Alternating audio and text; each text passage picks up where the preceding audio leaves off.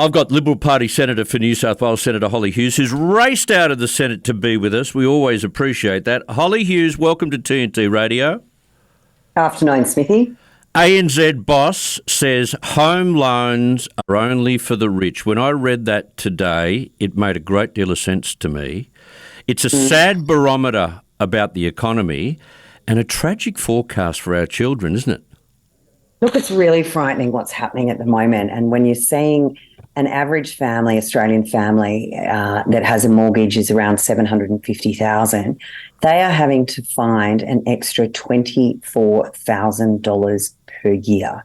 Their repayments, since this Labor government's come to power, have increased by 50%. It's becoming absolutely out of the reach of most everyday ordinary Australians, even if they manage to save up that deposit to get on the housing ladder. Yeah. But what worries me is it's going to become increasingly difficult for families that are on the ladder to stay on it. Yeah. Because an extra $24,000 a year, and keep in mind, a lot of these families wouldn't have qualified for the so-called cost of living relief measures that this government's put forward. So they wouldn't have got a reduction in their power bill, a one-off sugar hit payment. If these families don't utilise childcare, well, that means nothing to them. Most families can barely find a doctor to get into, let alone one that will bulk bill, despite the government's rhetoric. They are not benefiting at all from any of these cost of living measures that the Labor keeps spruiking about, yet having to find $24,000 a year, and that's after tax. So it's not just earning an extra $24,000 a year; it's probably earning about an extra $40,000 a year. Yeah, it's very true. A lot of money. Meanwhile, economist Judith Sloan wrote today that the Treasurer must do his bit to rein in inflation. Australia is going against the tide of other Western nations, Hollie, where it's better news for inflation in places like the UK and the United States, but not in Australia. Genie may have escaped in Australia, and we've let it out of the bottle, haven't we? Well, the problem is it's out of the bottle, and this government has absolutely no idea how it's going to get it back in. No. I mean, they just have absolutely no clue whatsoever. They're spending more. They're putting money into projects and spending more on programs that are just going to be inflationary. They're relying completely on the Reserve Bank. And the problem is the Reserve Bank is putting the additional stress and pain onto mortgage holders. But if you're not a mortgage holder, you're not feeling that interest rate rise pain in the same way. That's 63% of Australia.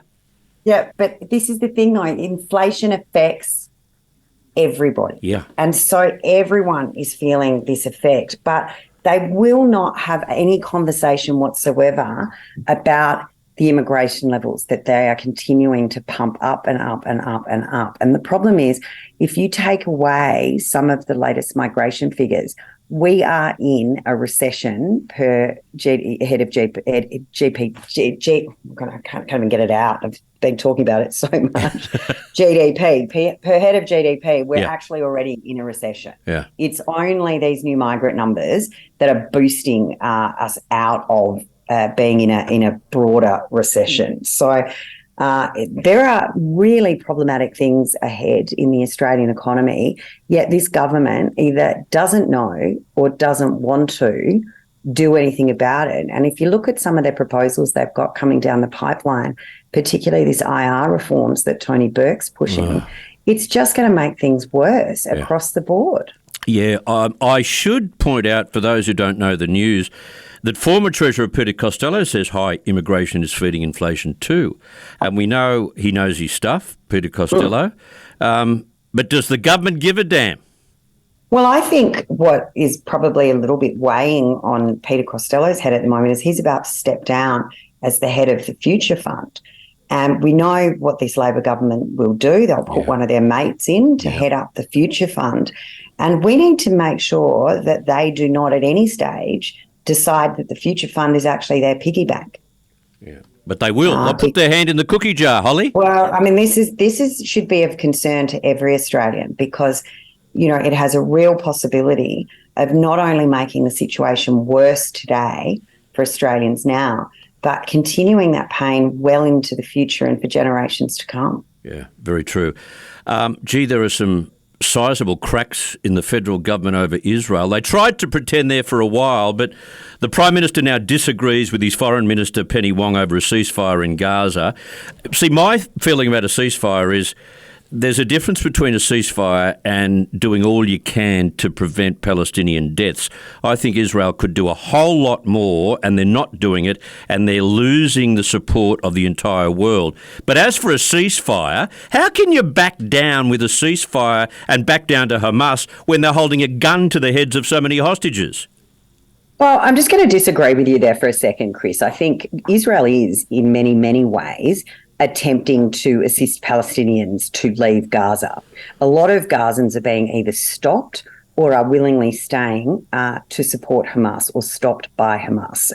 We know Hamas uses its own civilians, its own fellow Palestinians as human shields. We know that they set up in buildings like schools and hospitals because they're a terrorist organisation. They don't operate under the same rules or regulations of international law. I don't even think in some ways they act within the laws of humanity, what some of the behaviour they conduct themselves with. And I think somehow the reporting, there is still, I think, in some elements of the media, an anti-Israel bias. There certainly is. But it's hard bias. to pick a side when you're not there and seeing it for yourself.